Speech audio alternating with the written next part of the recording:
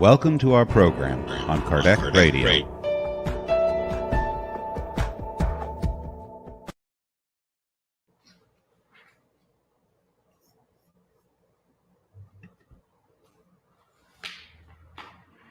Good evening and welcome to Kardec Radio. This is the 6 p.m. daily prayer program. My name's Teresa Castro and I host the Sunday 6 p.m. prayer. Welcome. So glad to be here. Happy to be here again Sunday evening. And we welcome everyone, all the spirits who have joined us, our guides and mentors. And hello, John DeRosa. Thank you for signing in. So before we do our prayer, there's a short message. Well, actually, it's not a short message. So we're going to summarize. It's out of this book, Light Ahead. And it is chapter 42. It's entitled Unification. Hello, Tony. Hello, Abby. And hello, Betsy. Welcome. Nice to have all you here this evening. Love the butterflies and the praying hands and the clover, the good luck charm, the clover. Thank you. So our chapter is chapter 42 out of this book, Light Ahead. And it is entitled Unification. And it is by the spirit Bezerra de Menezes through Chico Xavier in December of 1975. So he starts out by saying, the work for the unification in our ranks is urgent, but not rushed. One affirmation seems to contradict the other, but it is not so. It is urgent because it defines the goal that we should aim at, but it isn't rushed because it isn't granted to us to violate anyone's conscience. So we can see right from out of the gate, he's telling us that the need for unity in Spiritism is urgent, that we need to do this, to unify. But he says not to be rushed. And he says it's urgent because we should all make it a goal. It should be a goal that we're all striving for, to unify. But we should not rush because he says not to violate anyone's conscience. And we can also interpret this as it's not okay to impose, that we need to respect the rights of everyone and we all have our free will and it's a choice. So I'm not going to read the whole chapter because it is several pages, but I'm going to summarize and read bits and pieces of it. So then he goes on and he says that he suggests that we form study groups. So this is great because there's many study groups in Spiritism, not only centers, but now with the pandemic, there's so many studies online. And he says we should study Kardec's work. And he emphasizes these groups don't need to be large. So we don't have to wait till we have a dozen people or, our whole community is committed or, we have this huge successful Spiritist center. No, that we should 2 or 3, just like Jesus said to us, where two or 3 are gathered, there I am. So Bezerra goes on to remind us that we should remember being exposed to the Spiritist doctrine, how much we have been helped. And just the idea of just reasoning alone, being able to be exposed to this doctrine that emphasizes reasoning and how this has made all of our lives less gloomy. I think we could all agree, there's no doubt. Being able to fully understand the New Testament and the lessons that Jesus left, that when first read in the Bible, can seem perplexing, confusing. They don't seem understandable. They don't seem to make sense. The eye of a camel passing through the eye of and some of the strange morals that are listed in, I believe it's the Spirits book at the end. Please correct me if I'm wrong. I know one of you will know. So I think it's the Spirit's book, The Strange Morals. So where he talks about explaining the parables that Jesus spoke of, because some of them can be really confusing and not make sense. And Kardec was able to codify them and break them down for us and bring reasoning to them.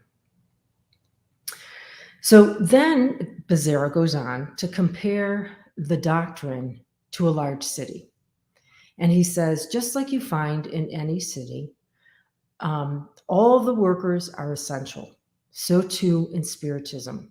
We are all essential. We are all needed. We all have our brick to lay, so to speak, our piece to play, our role. And he also goes to say that just like, hi, Nora Brazil, welcome. Nice praying hands. Thank you for being here. So he goes on to say that just as in a large city, people need their physical needs met. They want to be comforted. They need food. They need clothing. They need shelter, and they need protection.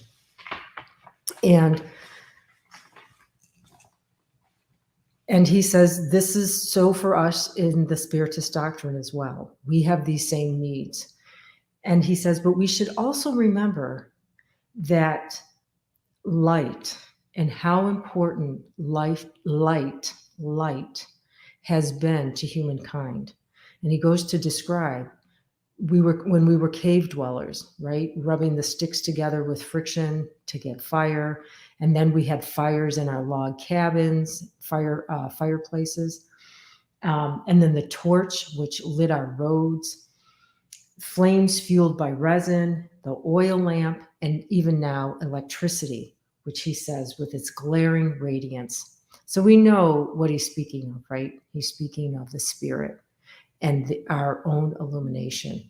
So it's not enough just for physical, that we have physical needs, but we also have these spiritual needs. And he says, the good news is Spiritism provides all this. The doctrine provides comfort, progress, peace, and order. And it's all following the teachings and lessons that Jesus left us. And this illumination is this helping humankind to progress by, again, illuminating us, helping us to raise our conscious awareness. So then I'm going to go back to the book a little bit. We are reading out of Light Ahead, chapter 42, Unification. So he says, Spiritism holds its essential aspects in triple configuration. We know what that is, right? That's the philosophy, the religion, and the science. Thus, no one should be restricted in their desire to work and produce. May those who are fond of the sciences cultivate them in all their excellence. Those who devote themselves to philosophy ennoble its postulates, and those who consecrate themselves to religion, may they turn divine its aspirations. Yet, above all, it is necessary that the basis of the Spiritist doctrine remain in everyone and everything, so that we do not lose the balance at the base which the organization stands. So again, we're talking about unification and Spiritist unity among us and how important it is. And we know, he says the base, as you know, we grow larger not to lose our foundation. And we know that no tree is stronger than its roots. And so it's very important that the messages remain clear and based on the truth and not get lost in philosophies and personal ideas. So, and he says that we really need to hold the Spiritist, I'm going to some of the paragraphs because it's several pages long, so it's a little bit too long for this program. So the next paragraphs I'm summarizing.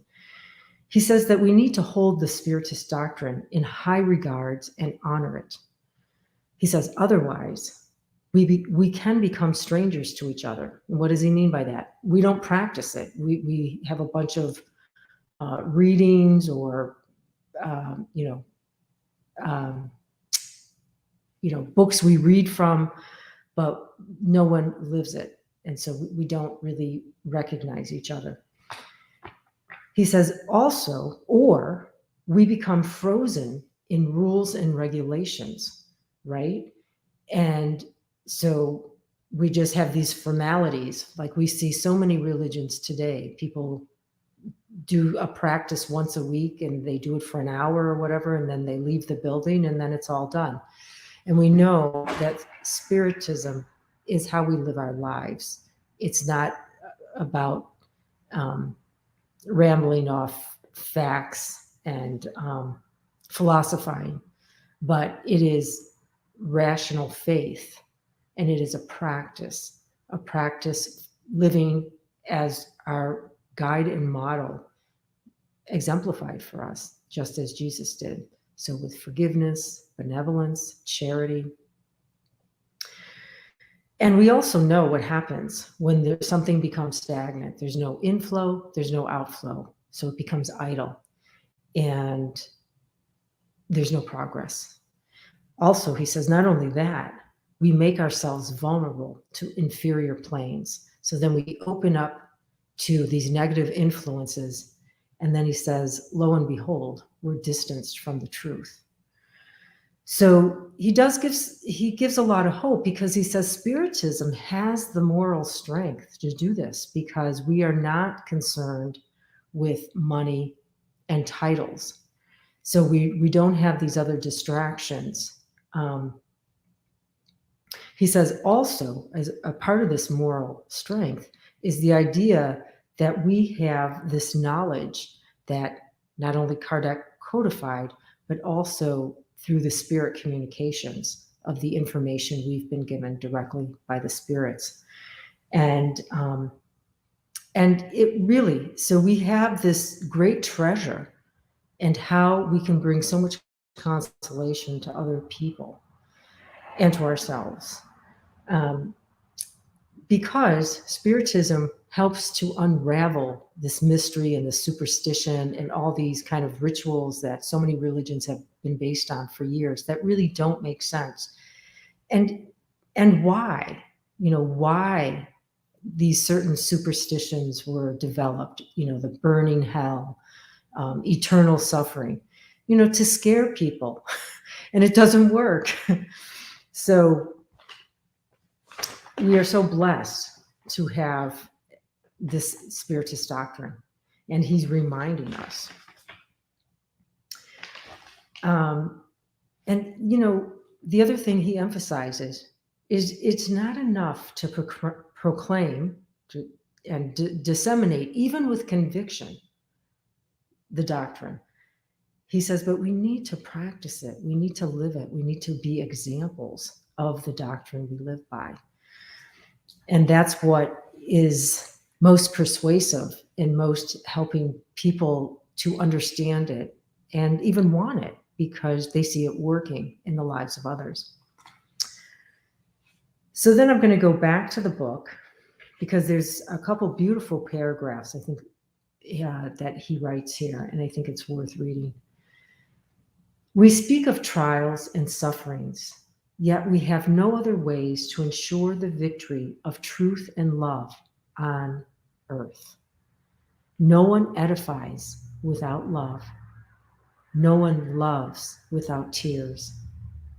Only here in the spiritual life, I came to learn that Christ's cross was a stake that he, the master, drove into the ground to build the new world, and to demonstrate that nothing useful and good can ever be achieved without sacrifices. He died on that cross. Scorned and defeated, he buried the cross in the ground to show us that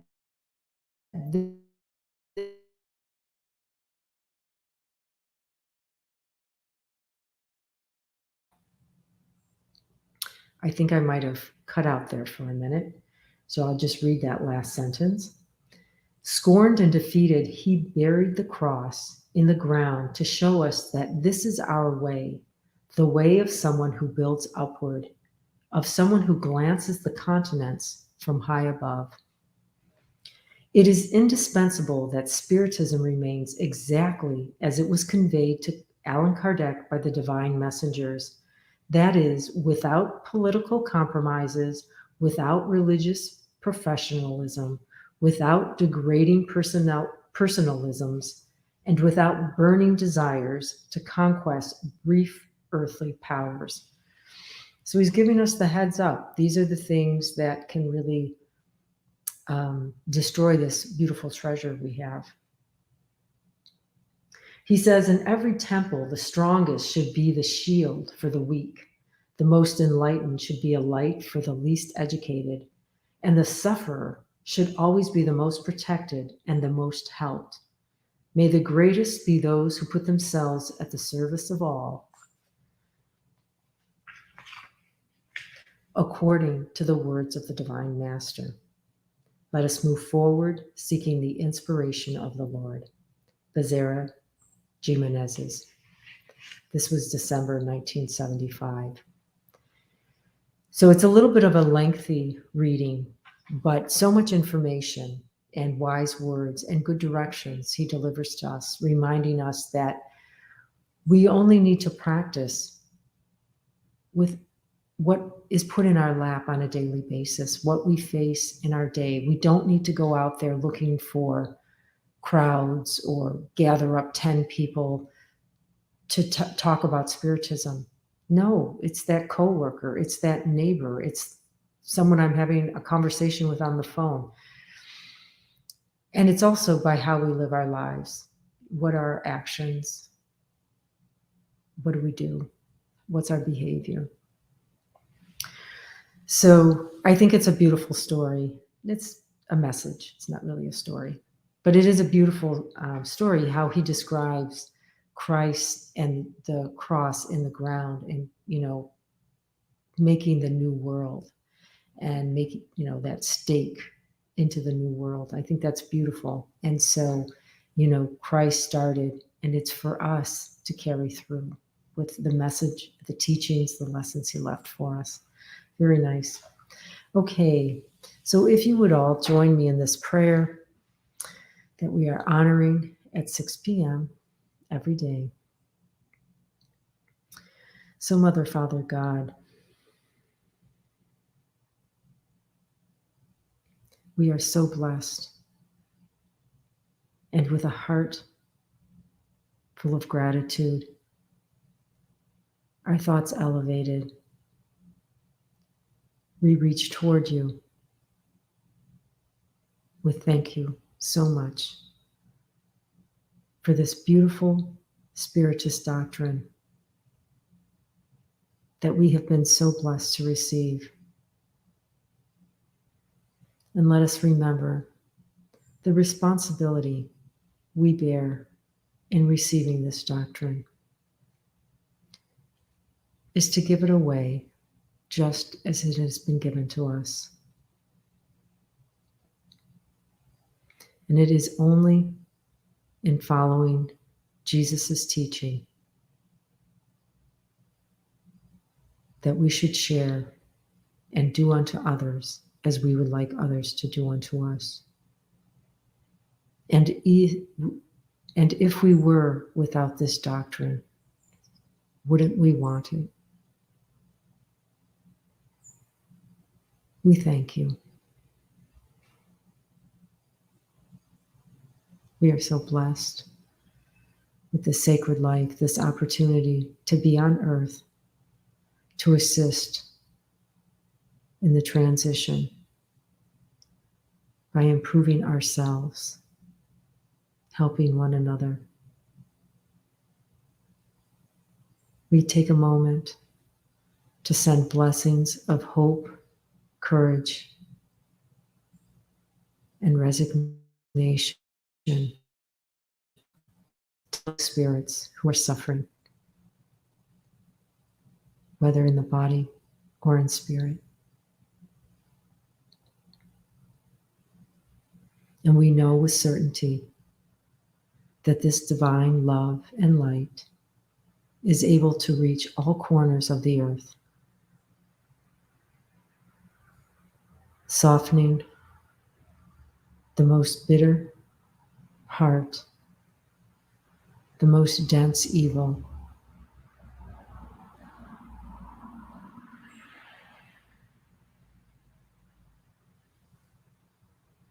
So we also like to thank all the people, both incarnate and discarnate, that help to make this platform possible, that we can continue to study and follow that advice of Bezerra, coming together as small groups, praying, studying, and helping one another.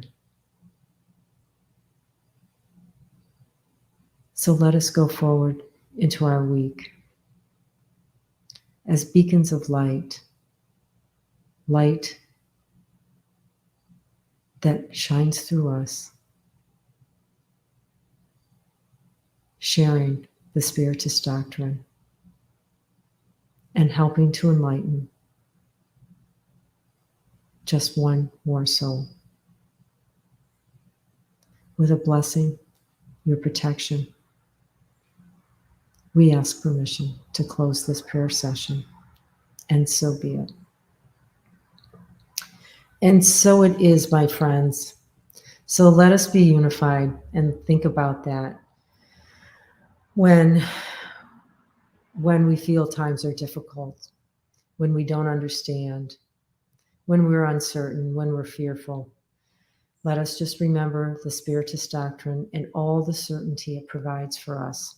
And these things too shall pass. So let us hold hope and faith, and best of all, let us practice it in our daily lives. So be it. Thank you for joining. Have a good evening, a good week. And I hope to see you all here again next Sunday, same time, 6 p.m. God bless.